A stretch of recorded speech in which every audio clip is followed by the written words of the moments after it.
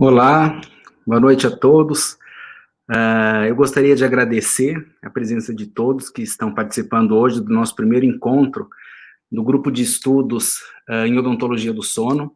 Para quem não me conhece, meu nome é Rafael Balsalobre, e esse é um projeto da comissão, da diretoria atual da Bros, onde o intuito é promover, compartilhar e disseminar e somar conhecimento nessa área da odontologia do sono. Então, foi criada uma comissão para organizar esse grupo de estudos, que é composta por mim, pela Thaís Guimarães e pelo Thiago Schwantz, de Florianópolis. A ideia é dar continuidade às lives que a Bros vinha fazendo, onde a gente cada vez foi tendo um número mais expressivo de colegas participando. Então, a ideia desse grupo é mantê-los por perto, para a gente fortalecer essa área nossa. Então, hoje nós teremos a nossa reunião inaugural e eu acho que ninguém mais apropriado e mais importante para estar abrindo esse projeto nosso, que é a doutora Lia Bittencourt. Eu vou apresentá-la formalmente. Ela é médica pneumologista, com área de atuação em medicina do sono e atual em pós-graduação e pesquisa da Unifesp. Então, para quem a conhece, teve a possibilidade de conhecer, é uma pessoa que dispensa comentários quanto ao seu conhecimento, sua capacidade de disseminar conhecimento. Ela já orientou vários trabalhos de dentistas, inclusive, e é uma pessoa de uma humildade gigantesca e super alto astral. Então, doutora Lia, eu gostaria de coração de agradecer a sua participação e deixá-la à vontade para fazer a sua apresentação, e ao final dela a gente vai abrir para perguntas. Então, para quem tiver interesse, pode fazer as perguntas, enviar as mensagens, que ao final eu vou passá-las para que a senhora possa respondê-las. Tá bom? Mais uma vez, muito obrigado pela sua participação e pela sua colaboração. Muito obrigado. Fique à vontade. Obrigada, Rafael. Boa noite a todos e a todas. É uma alegria, um prazer ter recebido esse convite. Agradeço ao Rafael por moderar essa apresentação. Agradeço aí quem estão nos bastidores, a Lígia, o Júnior, nos ajudando aqui nessa tecnologia de videoconferência.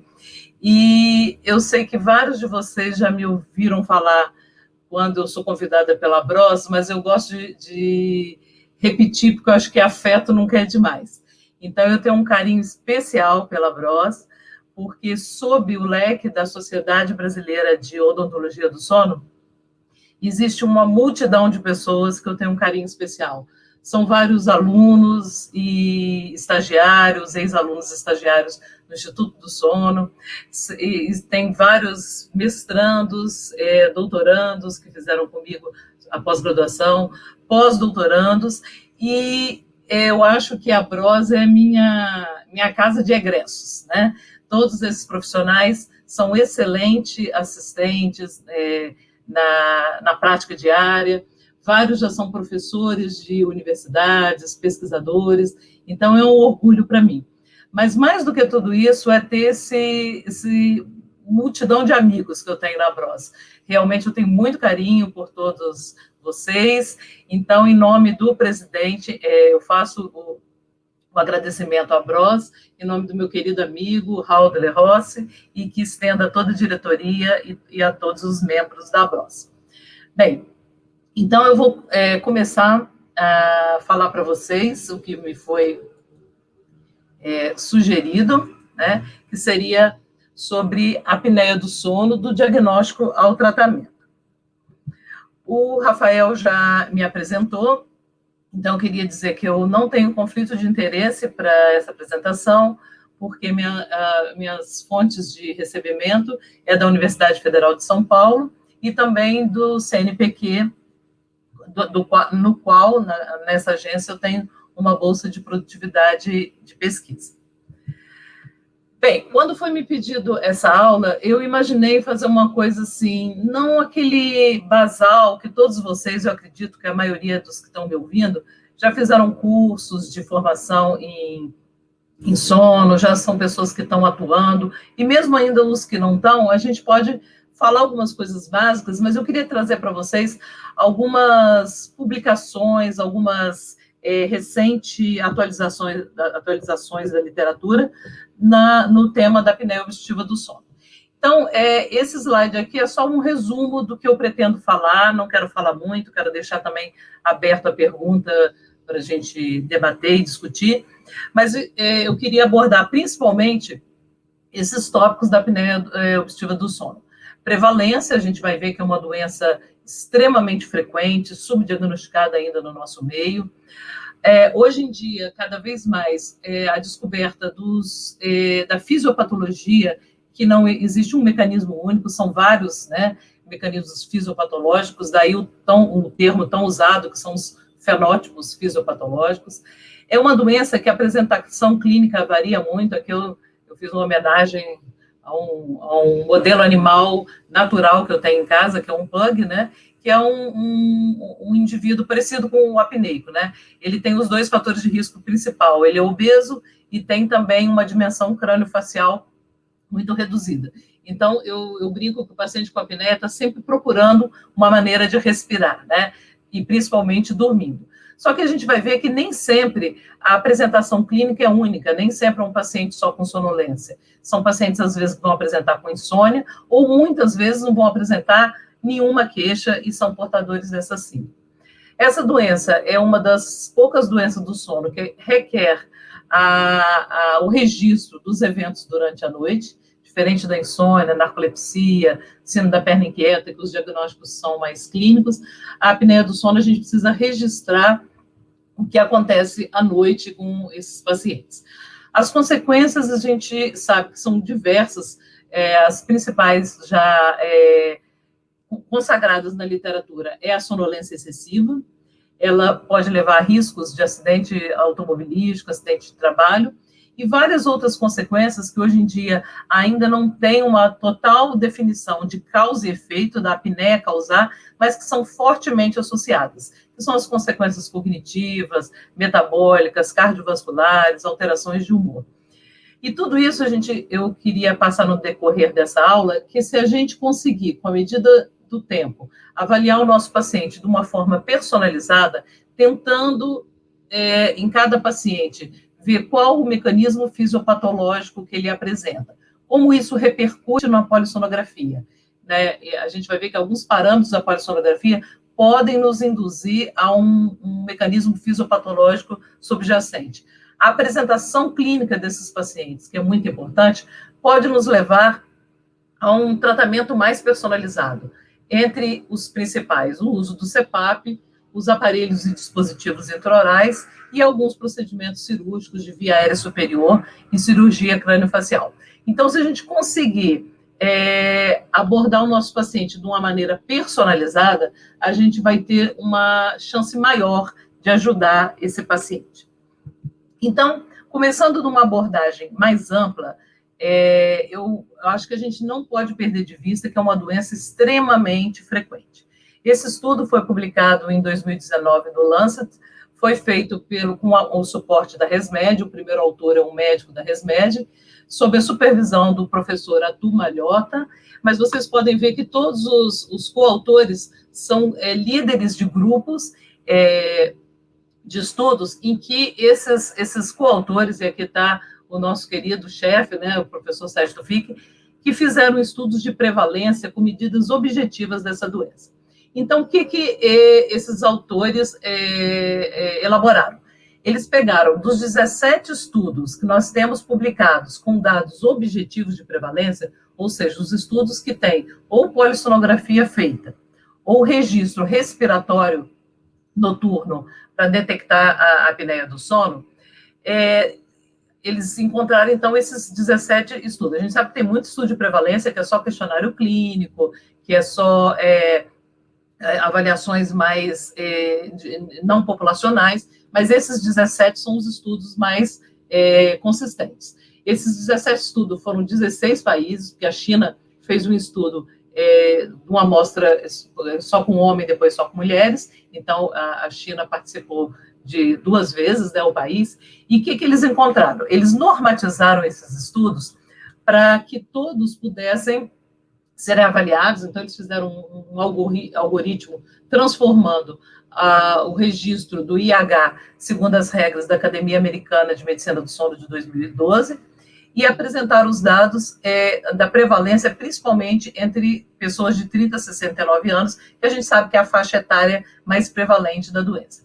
Então, excluindo jovens e excluindo idosos, no mundo inteiro, o que eles fizeram? Eles extrapolaram esses 17 estudos, levando em consideração proximidade geográfica, etnia desses países que registraram a apneia do sono, e extrapolaram para os 193, se eu não me engano, países que nós temos no mundo, né? Então, eles fizeram assim, a proximidade geográfica, Brasil, é muito parecido com a África, raça, usando sexo, idade e peso, eles fizeram uma estimativa da apneia do sono em todo o mundo. E, para nossa surpresa, né, a gente já sabe que é uma doença frequente, mas não espanta os dados, né? Um índice de apneia e hipopneia maior ou igual a 5, nós temos no mundo 936 milhões de pessoas que teriam apneia. Se a gente considerar a apneia moderada e grave, o índice de apneia e hipopneia acima de 15, nós teríamos no mundo 425 milhões de pessoas com apneia do sono.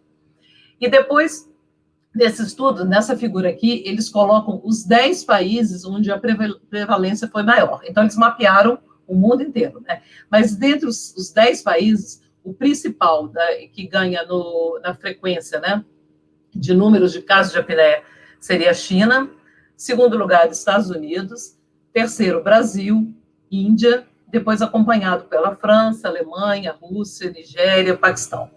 O que a gente já pode observar, tentando interpretar, essa é uma interpretação mais minha, pessoal, olhando esses dados, além de ter uma associação com a obesidade, a gente sabe que nos Estados Unidos a taxa de obesidade é grande, mas por que a China teria tantos casos? A China, a gente sabe que são pessoas mais magras, né? Mas também os asiáticos têm a composição crânio-facial alterada, eles têm uma dimensão menor da caixa craniana. Então, a gente já pode perceber com esses 2 países que estão no top do ranking, que já existe a fisiopatologia que, nesse equilíbrio entre você tem uma via aérea, ela fecha por 2 motivos.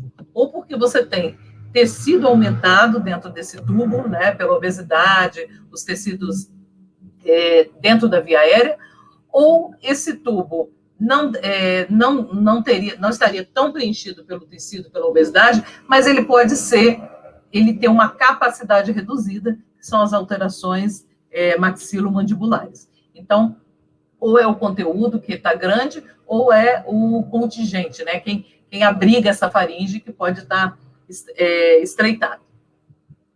Bem, a definição, vou passar um pouco mais rápido, é aquela que você já sabe. Hoje em dia a gente segue a Classificação Internacional do Sono, a versão 3 de 2014, da Academia Americana do Sono, que para dizer que existe a síndrome da apneia do sono, tem críticas nessa classificação, porque síndrome pressupõe sinal e sintoma. Mas essa classificação fala, se o indivíduo tiver um índice de apneia e hipopneia acima do que de 5 por hora, incluindo os eventos obstrutivos, associado a queixa de sonolência, sono não reparador ou até mesmo insônia, ou né, pausas respiratórias relatadas ou percebidas, ou ronco alto.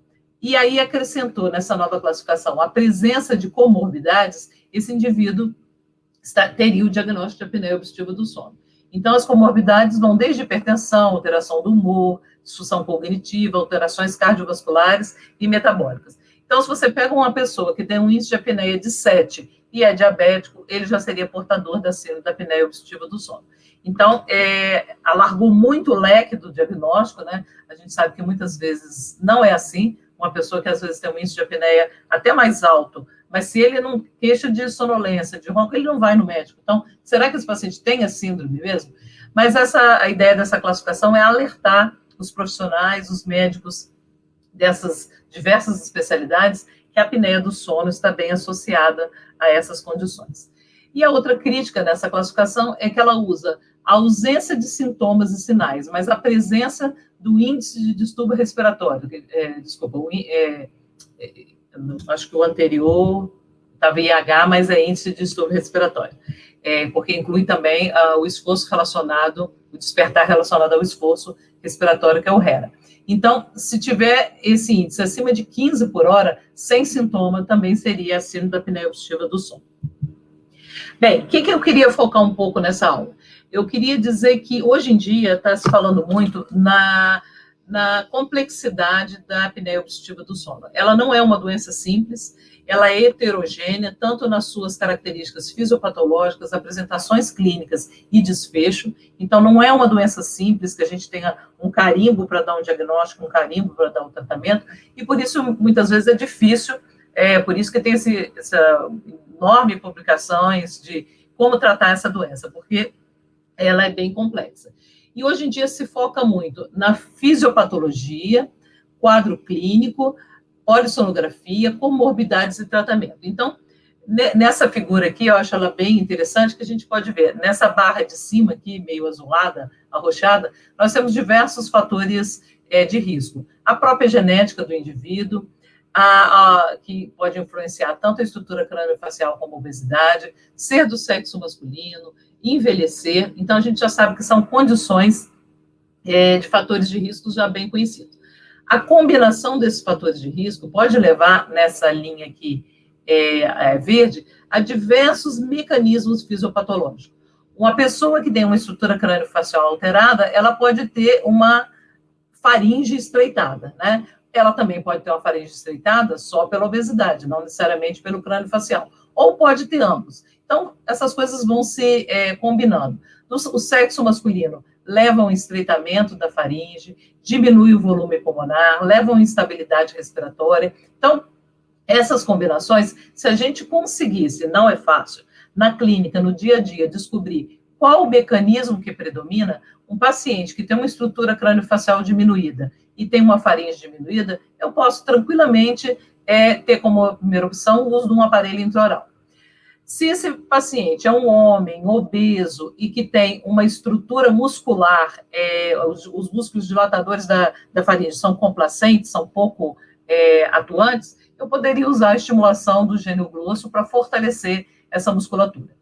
Pacientes, como a gente vai ver, que têm instabilidade respiratória, aqueles que respiram, tem um loop gain, ou seja, eles ventilam muito e cai o CO2, eles podem ter apneias centrais, mas eu vou falar depois um pouquinho também que é a causa da apneia obstrutiva. Então, eu podia usar drogas, oxigênio, para diminuir o drive ventilatório. Volume pulmonar reduzido, são pacientes obesos em que o diafragma está elevado. Pacientes que podem ter despertares frequentes à noite, aqueles que tendem até ter mais insônia. Então, se eu der um sedativo, eu poderia estar tratando a apneia do sono. Como a gente não sabe muito bem na clínica, na polissonografia, distinguir essas vias, o CPAP continua sendo um atrativo, porque ele atua em todos esses mecanismos de ação. Mas, claro, se a gente conseguir individualizar, um paciente que não aceita um CPAP, eu posso direcionar ele para um aparelho intraoral, por uma medicação, por uma cirurgia ou estimulação do músculo genioglosso. Então, basicamente o que eu gostaria de falar um pouco dos trabalhos recentes nessa linha de fenótipos. Com relação à fisiopatologia, então, eu não vou entrar em detalhes em cada uma, mas, basicamente, hoje o que se tem é que os pacientes podem ter uma anatomia desfavorável, como eu falei, pela obesidade ou pela alteração crâniofacial, eles têm uma faringe reduzida, eles podem ter os músculos dilatadores da faringe ao dormir com a função diminuída. Já tem estudos mostrando que esses pacientes, durante o dia, se você fizer eletromiografia de gênio grosso, eles têm até um tônus da língua aumentado, mas acredito até num mecanismo compensatório das apneias obstrutivas do sono. Mas quando eles vão dormir, esse mecanismo é perdido, então esse músculo fica pouco responsivo, e aí ocorre a oclusão da via aérea. O limiar do despertar diminuído, ou seja, pacientes que diante do ronco, do início da obstrução da via aérea, eles podem acordar facilmente. Então, esses pacientes, geralmente, eles têm apneias curtinhas, em uma frequência não tão alta, não desaturam muito, por quê? Porque eles se protegem e despertam. Vão ser aqueles pacientes que vão tender a ter mais insônia. Mas lembrando lá das nossas aulas, né, de neurofisiologia, de fisiologia respiratória, tudo que faz a gente despertar lá na substância ascendente, os estímulos, seja auditivos, táteis, visual, faz também gerar os mecanismos de ventilar mais. Então, o nosso controle ventilatório, ele está muito ligado ao controle do sono e vigília. Então, se o paciente, ele acorda, ele ventila muito. Então, alguns podem ter o que a gente chama de loop gain aumentado, ou seja, qualquer desafio para a respiração, seja um aumento do CO2, uma queda do oxigênio, do PO2, uma resistência de via aérea aumentada, que é a própria apneia, eles têm um centro ventilatório estimulado, acredito até que seja um componente genético. Então, eles hiperventilam. Quando eu hiperventilo, eu caio a minha pressão parcial de CO2 no sangue, aumento a pressão parcial de oxigênio, mas lembrando que o PCO2 baixo não é só causa de apneia central, porque o PCO2 baixo eu estou tirando o estímulo que leva a respirar. Então, o paciente entra no sono e faz a apneia central. Mas com PCO2 baixo também, eu estou estimulando menos meu centro respiratório, que também é responsável pelos motoneurônios e a ação dos músculos da faringe. Então, CO2 baixo é causa de apneia central e causa de apneia obstrutiva. Então, para a apneia, a pessoa dormir mais continuamente e respirar numa frequência menor à noite é um fator protetor. Então, tudo que leva a hiperventilar e a despertar muito pode causar apneia obstrutiva do sono.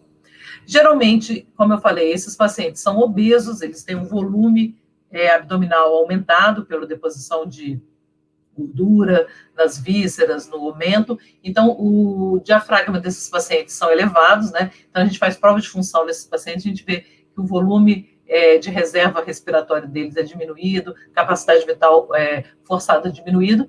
Então, eles não têm um mecanismo natural que a gente tem quando a gente insufla nosso pulmão, quando a gente enche nossa caixa, expande a nossa caixa torácica e aumenta o nosso volume pulmonar, a gente tem um mecanismo de proteção que traciona brônquio, traqueia e faringe. Então, quando eu insuflo e aumento minha capacidade pulmonar, eu estou estirando a minha faringe. Se esses pacientes não têm como respirar tão profundamente, eles também perdem esse mecanismo de dilatação da faringe.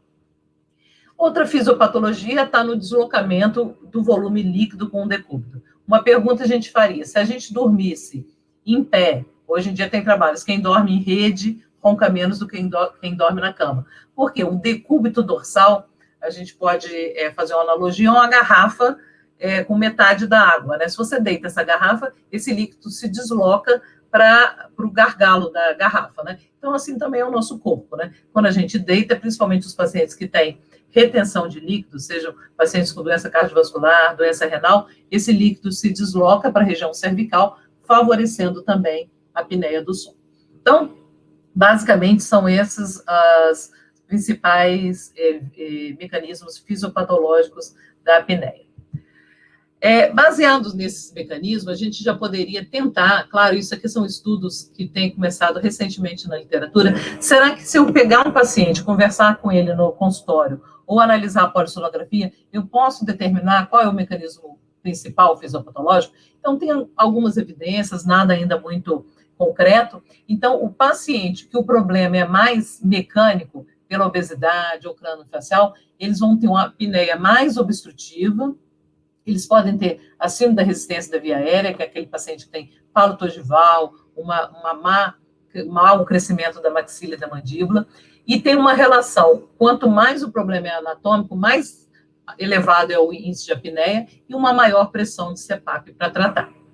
Se o problema do paciente na fisiopatologia é porque ele acorda, ele tem um limiar de despertar diminuído, ou seja, ele acorda facilmente quando gera a pressão negativa no tórax, esses pacientes vão ter um índice de apneia não tão elevado, ele faz pequenas apneias curtas e desperta, então ele não faz, durante a polissonografia, um IH tão elevado, desaturam menos e tem mais hipopneia em comparação, em relação com a apneia. Se o problema é uma resposta muscular inadequada dos dilatadores da faringe, esses pacientes vão ter padrão de curva fluxo-volume, o padrão de curva de fluxo na cânula alterado, mostrando que esses pacientes têm uma resistência, uma complacência dentro da musculatura e um fechamento da faringe mais predominante do que outros mecanismos, né? Então, eles vão ter uma dificuldade de respirar, um esforço respiratório e achatamento da curva fluxo-volume. E aqueles pacientes que é um grupo menor, que tem o centro ventilatório responsivo, né? Aquele que tem o loop gain aumentado, ele hiperventila facilmente, além das apneias obstrutivas, esses pacientes podem ter na polissonografia o padrão de respiração de Chine-Stokes, podem ter apneias mistas e centrais, e eles vão ter apneia principalmente no sono não REM, devido à instabilidade do centro respiratório ser maior no sono REM. Porque quando a gente entra no REM, a hipotonia da musculatura da caixa torácica, da faringe, a resposta ventilatória reduzida ao CO2 e ao O2 faz com que a gente hipoventile naturalmente no REM. Então, o REM ajuda a quem tem apneia central, porque ele joga o CO2 um pouquinho para frente, para cima. Então, esses pacientes teriam uma melhora no REM e uma piora dos eventos obstrutivos no não REM. Então, isso aqui são dicas de como a gente pode, na polissonografia, tentar detectar qual o fenótipo fisiopatológico por trás de cada paciente. Também, na polissonografia, esse é um estudo que tentou, o autor pegou, se eu não me engano, 187 pacientes e fez uma análise de cluster, ou seja, deixou, quando você faz análise de cluster, você joga as variáveis e vê como essas variáveis se agrupam. Então, ele fez isso com pacientes com apneia do sono, e ele encontrou esses grupos polissonográficos. Paciente, a linha preta é o paciente que tem apneia mais leve, o roxo é o paciente que tinha apneia obstrutiva do sono, mas com muita associação de movimentos periódicos de perna, depois um grupo com apneia no não REM e com pobre qualidade do sono, com muitos despertares, paciente que tinha uma apneia mais no REM e hipoxemia associada, pacientes com hipopneia e hipoxemia, pacientes com aumento do despertar e baixa qualidade do sono, e pacientes com grau mais acentuado. E olha que interessante, quando ele faz uma curva de acompanhamento da probabilidade desses grupos de paciente evitarem eventos cardiovasculares, então, comparado o leve, que estaria mais protegido, né, no decorrer dos anos, ele evitou mais, né, foi mais protegido de eventos cardiovasculares. O mais grave foi o paciente com apneia, com a presença de movimentos periódicos de perna. Então, será que são pacientes que despertam ainda mais, tem um componente simpático, né, na fisiopatologia das pernas inquietas? Então, esse autor encontrou essa distribuição, e claro, depois os mais graves, os que têm mais hipóxia, teriam menor probabilidade de se proteger de eventos cardiovasculares. Porém, quando esses polissonografia foram analisados, os pacientes que foram para CPAP, o uso do CPAP, mesmo comparando usuários regulares e não regulares, houve uma proteção, a razão de chance para ter um evento coronariano, ataque isquêmico transitório, acidente vascular cerebral, protegeu esses indivíduos, independente da polissonografia basal de como eles se apresentavam. Então, aí perde a gravidade da doença, porque aí a proteção do CPAP passa a ser mais importante.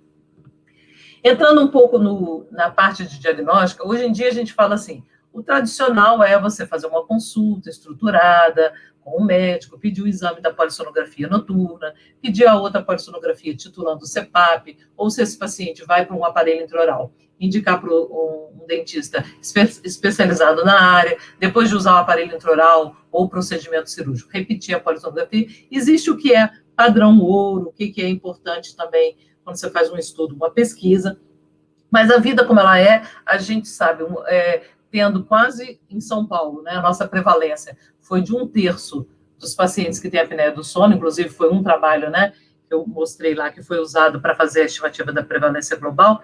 Você tem que usar na mão o que você tem para ajudar os pacientes. Então, esse um estudo foi publicado agora em 2020, que os autores preconizaram um questionário que chama GOAL, que interrogação sobre o gênero, né, masculino e feminino, O de obesidade, se o índice de massa corpórea é acima de 30, A de idade, se a idade é acima de 50 anos, e L de snoring, né, low snoring, ronco alto. e você responde sim ou não, ele dá uma pontuação acima de 4, o paciente teria uma chance de ter apneia. Esses autores comparam esse novo questionário com outros questionários tradicionais na literatura, tem então o No Apnea, o Stop Bang e o NOSAS, que foi um que a gente participou junto com o grupo da Suíça, que é também um questionário que pelo telefone mesmo, tem um aplicativo, a única coisa que o paciente fala é se ele ronca ou não. O resto o médico, quem está aplicando, anota, né? Gênero, circunferência cervical, peso, idade.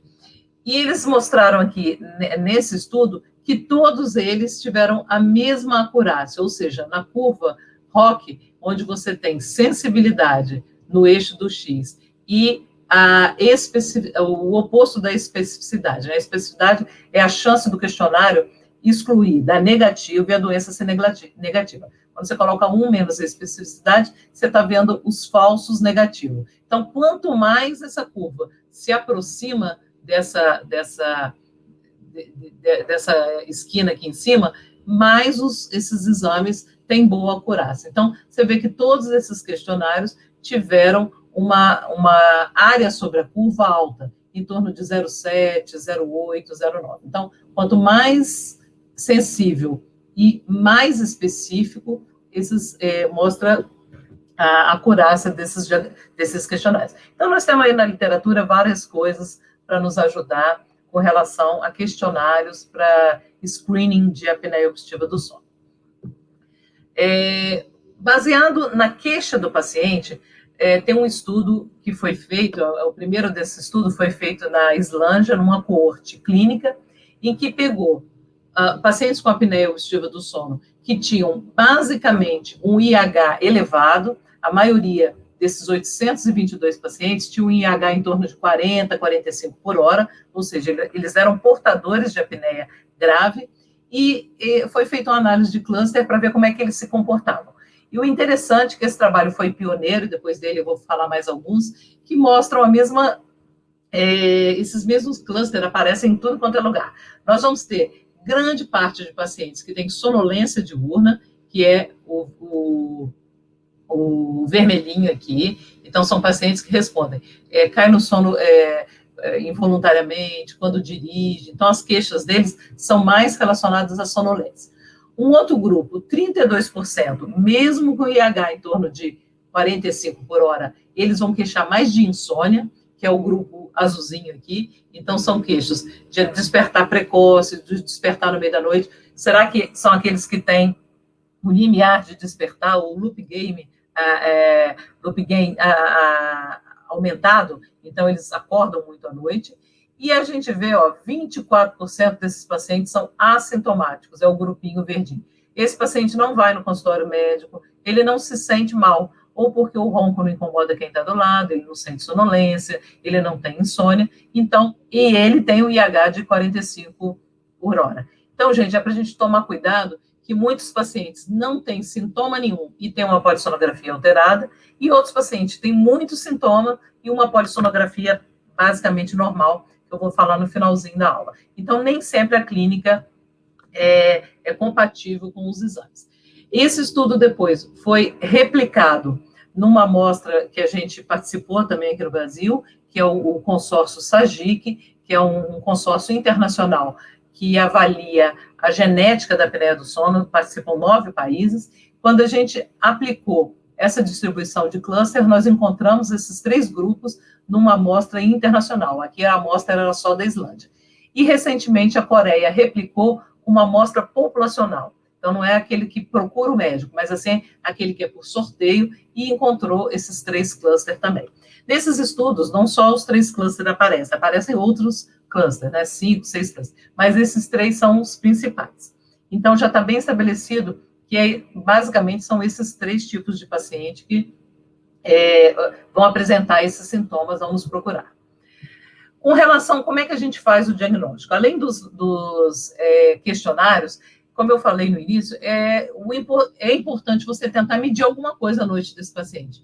Ou fazer a polissonografia tradicional, ou fazer o estudo só cardiopulmonar, onde você avalia fluxo, esforço respiratório, oximetria. Muitos estudos agora com oximetria, que coleta dados cumulativos, tudo é válido a partir do momento que você acompanha esse paciente e vê se foi suficiente o instrumento que você utilizou. Mas só para mostrar para vocês, esse trabalho aqui, os autores acompanharam 186 pacientes e com suspeita de apneia do sono ou usando o CPAP e randomizado. Então, eles sortearam, daí a importância do trabalho. Eles não colocaram aqueles que queriam no grupo, aqueles que não queriam vir no laboratório e iam para casa, não. Foi sorteio e randomização. Dos 92 pacientes foram para a rotina tradicional, consulta clínica com médico, registro ou no laboratório do sono, ou registro, monitorização portátil respiratória no próprio laboratório também. A titulação do CPAP foi feito no laboratório ou em casa com aparelho automático e depois colocado em pressão fixa e um acompanhamento no consultório. Ou seja, é a rotina tradicional de como a gente acompanha esses pacientes. Na outra alça de sorteio, eles chamaram de unidade de sono virtual. O paciente não passava em consulta médica, ele recebia um aparelho de monitorização portátil respiratória em casa por 3 noites, depois ele passava numa teleconsulta, não agora no tempo do Covid, né, tem sido muito usado, né, em vez de ir no consultório, ele conversa com o médico por videoconferência, depois ele recebe um alto CPAP, a titulação então não é feita nem em laboratório e nem sob supervisão em casa, e depois faz um acompanhamento remoto. Hoje em dia a gente sabe que a maioria dos aparelhos tem os cartões de memórias, os dados em nuvem, que o acompanhamento pode ser feito à distância. Então, o que esse estudo encontrou? Que tanto faz a rotina hospitalar, né, aquela rotina mais tradicional, e a rotina com a unidade virtual, tanto o controle da apneia como o controle dos sintomas foi igual. A adesão ao CPAP também foi igual, e o que era esperado, a interação social, claro que foi maior naquele que veio e teve o contato com o médico na rotina tradicional, então eles se sentiram mais amparados, a interação foi melhor, qualidade de vida foi melhor, o ganho foi maior, né, no questionário de qualidade de vida, naquele que fez, foi sorteado para a unidade virtual, sem o acompanhamento tradicional, e o que já era de se esperar, todos os custos diretos com apneia ou indiretos foram maior na presença da rotina tradicional. Então, a telemedicina e a monitorização portátil à distância diminui o custo do atendimento desses pacientes, como a gente já sabe. Então, gente, é aquela coisa, o que a gente puder fazer para o paciente para diagnosticar essa doença e tratar é bem-vindo, mas levando em consideração que se você não faz a polissonografia tradicional, não vê estágios do sono, presença de movimentos periódicos, você pode estar tratando o paciente só pensando na apneia, mas esse paciente pode ter outros distúrbios do sono. Então, o que eu considero é acompanhar esse paciente, acompanhar o cartão de memória do CPAP, ver se o paciente está bem, se o paciente apresenta outras alterações, levar o paciente para uma abordagem mais tradicional. Bem, o que eu queria mostrar para vocês é um trabalho que acabou de sair do forno, né? Saiu ontem, se eu não me engano, a gente recebeu quer dizer, a gente já sabia que tinha sido aprovado, mas agora foi a publicação, que nem sempre o diagnóstico da apneia do sono, ele está tanto na cara. Nem sempre eu vou dizer que esse indivíduo aqui à esquerda, que é o personagem, o gordo, ele vai ter apneia, e não posso dizer que o magro, eu posso excluir a apneia do sono dele. Então, o que eu queria falar para vocês é um trabalho que foi aceito, a publicação saiu online entre ontem e hoje, a gente recebeu, que foi da Fabiola Rizardi, foi um trabalho de pós-doc que ela terminou comigo, e teve a grande participação de uma equipe enorme do grupo do SAGIC, que são vários pesquisadores internacionais. Eu ressalto aqui a participação do Diego e do líder desse trabalho, que foi o professor Ulisses, de Ohio, e a gente fez um trabalho que eu acho muito interessante, de detectar fenótipos extremos dentro de uma população de pacientes com apneia do sono. O que esse trabalho mostrou? Nós pegamos esse projeto SAGIC, participam 9 países, distribuídos entre asiáticos, europeus, americanos. Desses 9 países, 6 países tinham um banco de dados de polissonografia grande, inclusive o nosso. O nosso foi que teve a participação maior no Instituto do Sono. Então, desses 6 países, nós conseguimos, depois de limpar bem as polissonografias, que estavam em qualidade, 81.338 polissonografias. Nesse sentido, a gente separou esse estudo, esse paper teve uma parte retrospectiva e prospectiva. Na parte retrospectiva, a gente separou os indivíduos de acordo com a etnia relatada. Quem se dizia que era caucasiano, agrupamos como caucasiano, asiáticos, afro-americanos, miscigenados, que aqui tem uma grande população brasileira, né? Nós temos uma participação europeia, nativo, de índio e negros, né? Então, muitas vezes, o brasileiro não pode se dizer o que ele é miscigenado, e outras etnias não identificadas. Se vocês observarem, bolinha quer dizer todos os pacientes que têm apneia, ou seja, aqueles que têm o IH acima de 30. Então, bolinha é apneico e quadradinho é controle, é aquele que tem o IH menor do que 5. Então, como é um estudo que são polissonografia coletadas, a gente tinha pessoas que tinham o IH, que a gente vai chamar agora de apneico, que é o caso, acima de 30, e o controle é aquele que não tem apneia, IH menor do que 5. Foi feita uma análise estatística que chama score de viabilidade, de probabilidade, em que todas essas polissonografias, né, elas foram analisadas numa curva de representação normal, onde que a gente tinha pacientes com controles, que são os quadradinhos, pacientes com apneia, mas se vocês observarem no percentil 10% e no percentil 90%, nós teríamos quadradinhos que sejam IH abaixo de 5, tá? Então, que seriam os controles, mas só que eles tinham um fator de risco para ser apneia. O que são esses quadradinhos vermelhinhos? Geralmente são homens gordinhos, IH acima, o IMC alto, e com idade avançada. Então, nós tivemos pessoas que o quadradinho vermelho são aqueles que eu juro que tem apneia, porque ele é gordinho, ele é homem, ele é idoso, só que o IH dele é abaixo de 5. E as bolinhas vermelhas, ao contrário, são pacientes que têm apneia, né, o IH deles é acima de 30, mas eles são magros, mulheres e jovens. Então, o que a gente fez nesse trabalho? A gente detectou os casos extremos, então, aqueles que eu sei que tem apneia pelo IH, mas os fatores de risco não me levam a suspeitar de apneia, e aqueles que não têm apneia, mas que eu juraria que eles têm apneia. Então, a gente encontra isso em qualquer banco de consultório, de laboratório, aquele que você jura que vai ter e não tem, aquele que você jura que fala que não tem e vai ter apneia. Por isso, muitas vezes, que os erros de diagnóstico, de registro portátil ocorrem.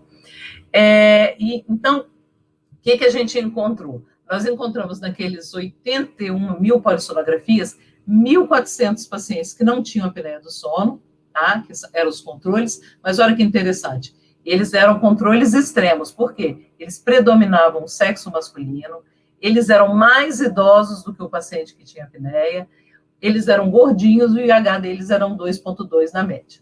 Já os casos extremos, eram 4.168 indivíduos. Eles predominavam mulheres, eles tinham poucos homens, né, na amostra, eles eram os mais jovens, mais magros, mas um IH extremamente elevado. Então, a gente pode dizer que em qualquer população, a gente encontra em torno de 0,01% de casos estranhos, né, que a gente não pode combinar a polissonografia com os fatores de risco. Entre as etnias, os asiáticos predominaram, né? Então, isso aqui essa tabelinha só dos casos extremos, ou seja, aqueles pacientes que têm apneia do sono, mas eles são jovens, mulheres e magros. Então, os asiáticos predominaram o sexo masculino, eles eram mais magros, em contrapartida, a população miscigenada, como do Brasil, foi a que teve a idade menor e também a que teve um pouco mais de apneia do que os outros, mas todos eles com apneia grave. Então, tá vendo? Apneia grave, magrinhos, predominante em mulheres e são jovens. Finalizando, esse estudo, quando a gente submeteu ao CHEST, a gente só tinha mandado os dados retrospectivos, mas eles sabiam que a gente estava fazendo o estudo do SAGIC, em que a gente, além de dados clínicos e polissonográficos, a gente padroniza fotos faciais e intraorais com laser, ou seja, são fotos que a gente pode comparar as medidas, porque o laser pontua as distâncias. Então, eles pediram para a gente aplicar aquela análise de fenótipos extremos no grupo prospectivo que a gente estava analisando. Então, a gente pegou 2.554 pacientes, 1.500 dele, mais ou menos, tinham fotos, e nesse grupo prospectivo a gente encontrou 3,7% de pessoas que não tinham o IH baixo, né, IH baixo, mas eram obesos, gordinhos e velhos, né, eram extremos, eram os casos que têm apneia e IH alto, mas eles eram jovens, mulheres e magros, e que 13% eram pacientes que não tinham apneia, mas eles tinham fatores de risco. E quando a gente vê as fotos, o que está em verdinho, eu vou resumir aqui para não alongar muito, são as fotos de distância facial, que mede a distância interocular, intermandibular. Então, os pacientes que tinham,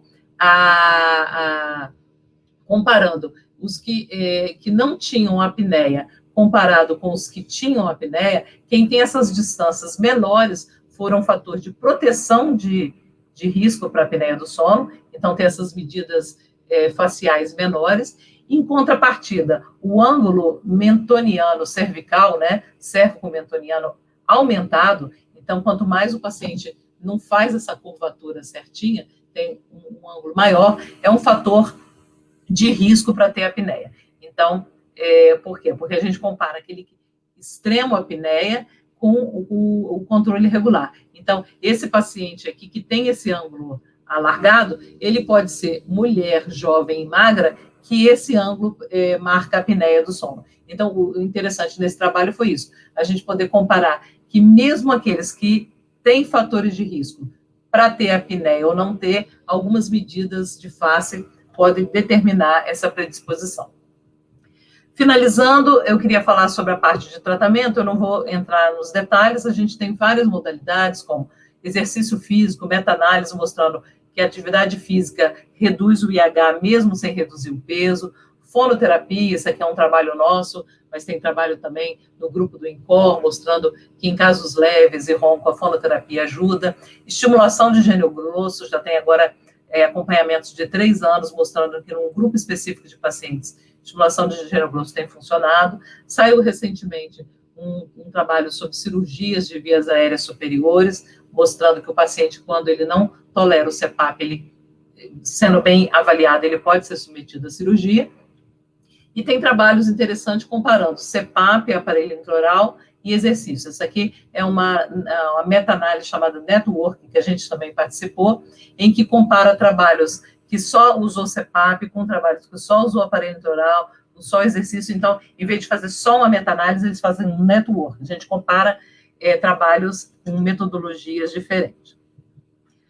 Bem, finalizando, os estudos de fenótipo mostram que aquele mesmo estudo que mostrou os 3 clusters, o sonolento, o insone e o assintomático, quando você coloca o CPAP, então a linha tracejada é o basal, a pontilhada é quem usa mal o CPAP e contínua é quem usa bem. Então, quem responde ao CPAP nessas análises de cluster é mais o sonolento do que aquele paciente com insônia, e aquele que não tem nada, ele nem usa CPAP, né? Então, a gente vê uma resposta ao CPAP pouco significativa. Eu achei que eu ia falar rápido, falando muito, né? Mas outra coisa que eu queria falar também é as análises que a gente tem de Big Data. São os grandes bancos de dados que a gente tem, que a gente pode, hoje em dia, ver o acompanhamento desses tratamentos. Então, esse aqui é um trabalho do Peter Cistulli, que ele acompanhou 2.600.000 indivíduos usando o CPAP através da plataforma AirView e conseguiu mostrar que 75% desses pacientes com 90 dias estavam com boa adesão ao CPAP. É só um trabalho para mostrar que a gente pode usar a nuvem, os dados coletados à distância. Esse é um outro trabalho também interessante, foi feito na população dos Estados Unidos, também acompanhado, esse agora com a plataforma da Philips, entre 176 milhões de pacientes, foi encontrado que a adesão aumenta, a adesão é o vermelhinho, ele aumenta com o decorrer da classe social, quanto maior a classe social, maior a adesão, e a não adesão inversamente. Quanto mais o indivíduo tem pior condição socioeconômica, ele usa menos o CPAP.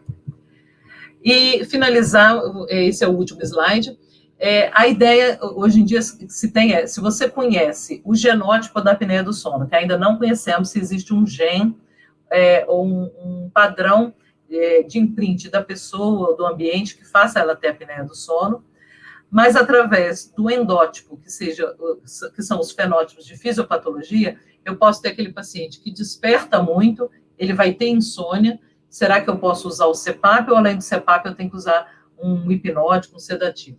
Aquele paciente que hiperventila, né, que tem o loop gain aumentado, ele vai ter mais chance de ter apneia central. Então, além do CPAP, será que eu posso associar oxigênio para diminuir o drive ventilatório, medicações sedativas ou que diminua o centro respiratório, ou mesmo CPAPs com espaço morto, ou usar aqui o aparelho intraoral e a cirurgia, que a gente sabe que não é tão efetivo para apneia grave, mas se esse paciente tem apneia central, eu deixo ele um pouquinho com oxigênio baixo, CO2 elevado, para melhorar o drive ventilatório. E aqueles que a gente sabe que a fisiopatologia é moderada, que ele não tem tantas alterações de loop gain, de limiar para despertar, ele tem poucos sintomas, será que a gente precisa tratar? Hoje em dia, a apneia leve e a apneia assintomática, existe uma interrogação na literatura se a gente deve tratar ou não. Desculpa pelo avançar da hora e fico à disposição para perguntas.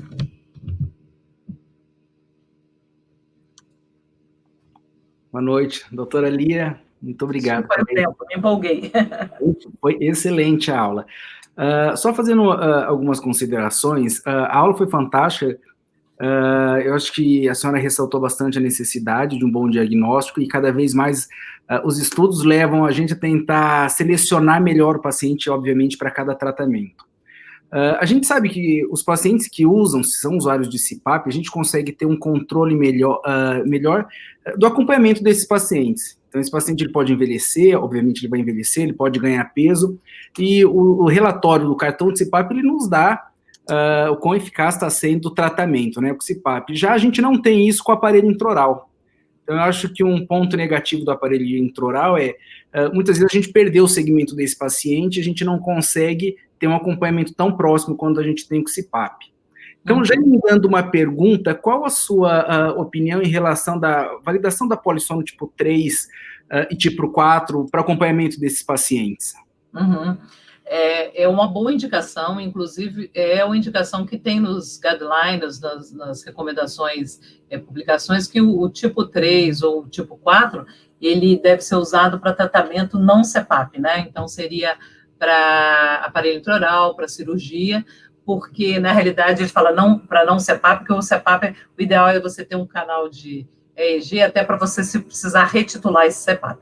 Mas como hoje em dia, é aquilo que você falou, os cartões de CPAP, eles te dão IH, eles dão taxa de vazamento e tempo de uso, então, eles, para a apneia do sono, você estaria ali bem amparado com esses parâmetros. Então, eu considero que para o aparelho intraoral, o tipo 3, um oxímetro, tem uma boa indicação. E para um outro caso, para o caso de diagnóstico, então, para polissono basal, quando lança a mão da polissono tipo 3 e tipo 4?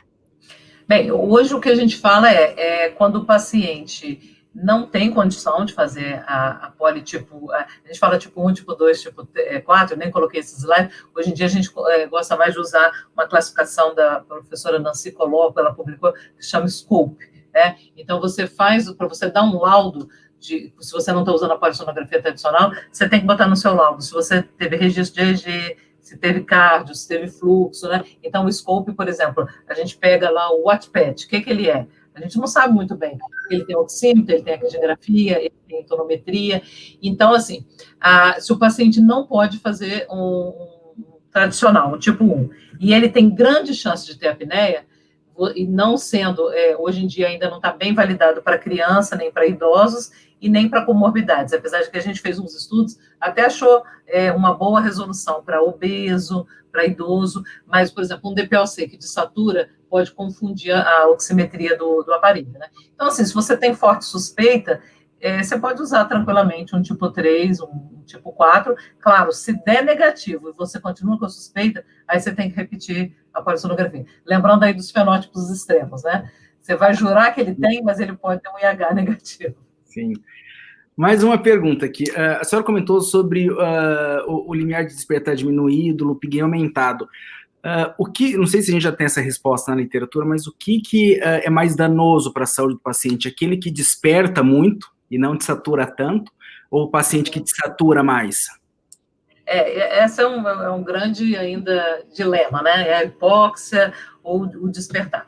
O que tem se visto, assim, o despertar tem tido muito, se vê, quem tem PLM, quem desperta muito, quem tem insônia, geralmente tem um comprometimento cardiovascular pela ação simpática elevada. Mas também tem se falado que a duração da apneia e hipoxemia também é responsável até por alterações metabólicas, resistência à insulina. Mas é interessante naquele paper lá dos clusters, aqueles 3, né? O sonolento, o insônia e o minimamente sintomático. Eles encontraram mais comorbidade cardiovascular no minimamente sintomático. Talvez porque ele não procure tanto médico, então ele fica sob a apneia prejudicando ele, né? Excelente. Vou ler tem mais 2 perguntas aqui. Então, eu vou ler, que tem mais 3, acabaram de chegar. Até que ponto os problemas emocionais psicológicos, como no caso da ansiedade e depressão, podem interferir ou até mesmo agravar um quadro de apneia do sono? E qual a melhor conduta do profissional nesse caso? Com certeza. Eu acho que é uma dupla via. Tanto a apneia levando a alterações, hoje em dia, eu falo que é uma grande área para o psiquiatra. Os estudos, não tem muito estudo fazendo diagnóstico de depressão e ansiedade como deve ser feito, né? Com o médico, com o diagnóstico estruturado. Mas eles têm muita queixa de questionário de ansiedade e depressão. Então, tanto a apneia pode levar, como estar deprimido e ansioso, você pode ter alteração de padrão de sono, despertar mais à noite pela depressão e favorecer a apneia. Como também prejudicar o uso do CPAP, né? São pacientes com claustrofobia, que você tem que atuar nessa parte psiquiátrica para ajudar. Ok. Temos uma pergunta, acho que a senhora já respondeu, que é, por conta da grande prevalência e baixo diagnóstico, a doutora acha interessante triar previamente com oximetria? Eu acho que tudo é válido, principalmente nesse momento agora que nós estamos à distância, sem laboratório poder funcionar, tudo que você puder juntar, alteração de questionário, um registro, seja o que for, e ficar perto do paciente e ver se o diagnóstico pode parar por aí, né? Joia. Mais uma pergunta, eu gostaria de uma orientação de como ajudar pacientes que usam clonazepam diariamente por anos e usa ainda os Zolpidem esporadicamente. Orientação para que esses pacientes, gostaria de uma orientação de como ajudar pacientes que usam clonazepam diariamente por anos. Eu não sei se a pergunta é só para o desmame da medicação pela insônia, ou se isso pode piorar a apneia. Então, na apneico tradicional, aquele que tem a faringe estreitada anatomicamente, o uso do benzodiazepínico pode piorar. Você relaxa a faringe, ele tem muita apneia. Mas se for aquele que acorda muito, que hiperventila, você pode até usar o CPAP e também dar um pouquinho de indutor do sono, porque consolida o sono, você diminui o loop gain e aumenta o limiar de despertar. Então, se você conseguir descobrir qual o fenótipo do seu paciente, pode até ajudar. Mas a gente sabe que benzodiazepínico e as drogas E causam dependência, causam alteração de memória. Então, à medida de que terapias cognitivas comportamentais, uso de medicações fitoterápicos, para tentar tirar esses pacientes dessas medicações, se o paciente está com dependência, né? Ok. Doutora Lia, acredito que é isso. Eu quero ler aqui o Halder, ele caiu de novo, ele está sem muita conexão, mas queria ler uma mensagem que ele mandou como agradecimento, então ele queria agradecer imensamente a oportunidade que a doutora Lia deu aos associados da BROS e da ABS essa noite, uma noite rica de conhecimento, sabedoria e paixão pelo que faz. Muito obrigado, professora, por abrilhantar nosso evento. Espero ouvi-la novamente. O Halder foi orientado pela senhora, ele tem um carinho muito grande Acho que a Bronze inteira passou comigo, com meus alunos. Agradeço imensamente, foi um prazer, desculpe aí o tempo, e estou à disposição, se alguém precisar, meu e-mail, pode me procurar. Eu agradeço muito, gostaria de agradecer, mais uma vez, a senhora, todos que estiveram presentes com a gente. Nossa próxima reunião vai ser no dia 14 de outubro, e a nossa convidada vai ser a doutora Cibele, tá? Então, a gente vai divulgar, a partir da semana que vem já, a partir de amanhã, o próximo tema e a nossa próxima reunião. Então, muito obrigado pela presença de todos. Doutora Lia, mais uma vez, de coração, agradeço a sua presença aqui, por ter nos ensinado tanto, tá bom? Boa noite a todos. Tchau. Boa noite a todos.